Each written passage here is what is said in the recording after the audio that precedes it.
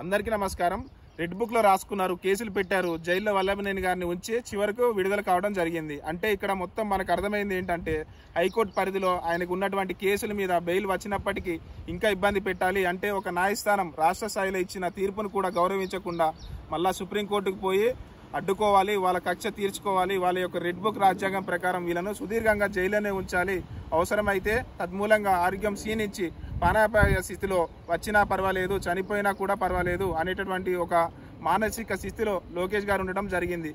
ఏదైనా భారతదేశంలో అద్భుతమైన న్యాయస్థానం సుప్రీంకోర్టు మీ రెడ్ బుక్లు, తొక్కలో బుక్లు, ఏ బుక్కు ప్రకారము ఎలాంటి కక్షలు ఉన్నా కూడా ప్రతి దానికి ఒక పద్ధతి ఉంటుంది అని సుప్రీంకోర్టు ఇచ్చినటువంటి బెయిల్ని సమర్థించుకోవడం జరిగింది.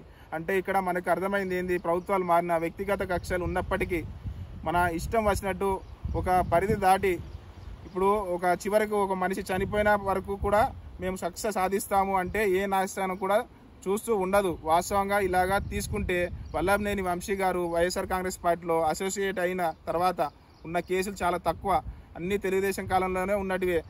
అదే వల్లభనేని వంశీ గారు ఈరోజు తెలుగుదేశంలో కొనసాగి ఉంటే ఈరోజు కేసులు పెట్టేవాళ్ళ. ఇదే మా వైఎస్ఆర్ కాంగ్రెస్ పార్టీ అధికారంలో ఉండగా ప్రస్తుతం తెలుగుదేశంలో ఉన్నటువంటి మా నెల్లూరు జిల్లాలో ఉన్న నెల్లూరు రూరల్ ఎమ్మెల్యే కోటంరెడ్డి శ్రీధర్ రెడ్డి నిండు సభలో చంద్రబాబు నాయుడు గారిని ఖబర్దార్ చంద్రబాబు నాయుడు గారు అన్నాడు. అదే కదా ఇప్పుడు కోటంరెడ్డి శ్రీధర్ రెడ్డి మీద ఎన్ని కేసులు ఉన్నాయి తెలుగుదేశంలో అధికారంలో ఉన్నప్పుడు 2014 నుంచి 2019 మధ్యలో ఎన్నో కేసులు పెట్టారు. అదే కోటంరెడ్డి శ్రీధర్ రెడ్డి ఈరోజు తెలుగుదేశం కాకుండా వైఎస్ఆర్సీపీలో ఉంటే కోటంరెడ్డి శ్రీధర్ రెడ్డి పరిస్థితి కూడా ఇదే కదా.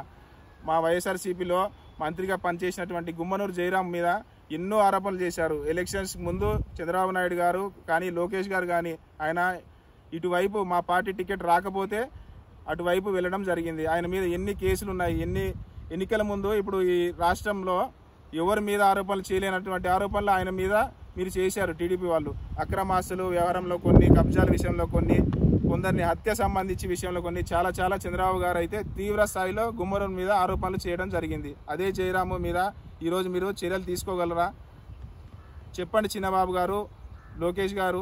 ప్రజలు అర్థమైంది ఇది కక్ష సాధింపే అని. ఈరోజు మనిషి ఎవరైనా ఏ తప్పు చేసినా ఇంకొకటి అయినా కూడా ఆరోగ్యాన్ని కూడా లెక్కలోకి తీసుకుంటారు.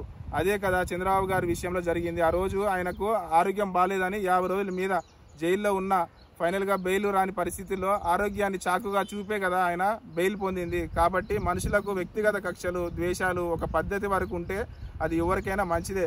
దాన్ని మించిపోతే ఇట్లే ఉంటాయి పరిస్థితులు. చూద్దాం ఇంకా ముందు ఎలాంటి విచిత్రాలు చూడబోతున్నాము. Thank you. ఇట్లా మీ పి కోటేశ్వరరావు, కందుకూరు నియోజకవర్గం.